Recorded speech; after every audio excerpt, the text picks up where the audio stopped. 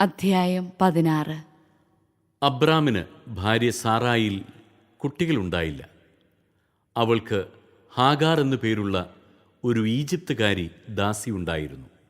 സാറായി അബ്രാമിനോട് പറഞ്ഞു, മക്കളുണ്ടാവാൻ ദൈവം എനിക്ക് വരം തന്നിട്ടില്ല.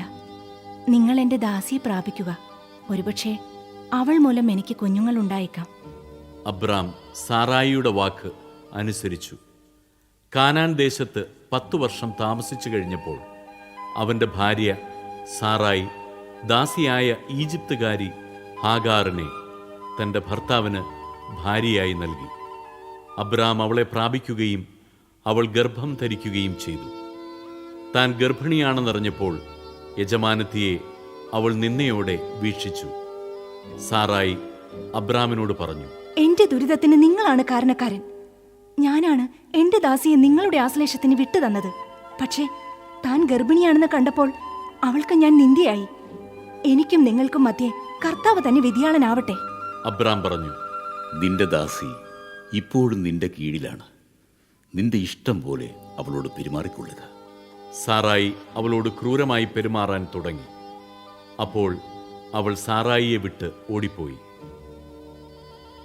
എന്നാൽ കർത്താവിൻ്റെ ദൂതൻ ഷൂറിലേക്കുള്ള വഴിയിൽ മരുഭൂമിയിലുള്ള ഒരു നീരുറവയുടെ അടുത്ത് വെച്ച് അവളെ കണ്ടെത്തി. ദൂതൻ അവളോട് ചോദിച്ചു, സാറായിയുടെ ദാസിയായ ഹാഗാറേ, നീ എവിടെ നിന്ന് വരുന്നു?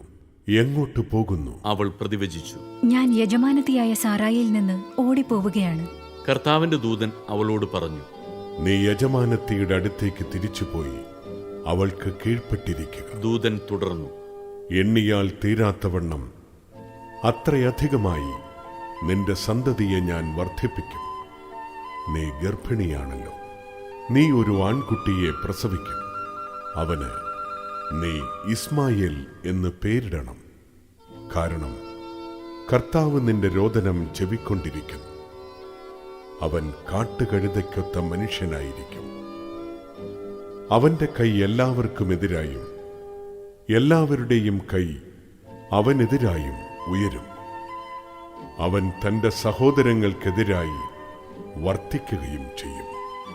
അവൾ തന്നോട് സംസാരിച്ച കർത്താവിനെ എൽറോയ് എന്ന് വിളിച്ചു.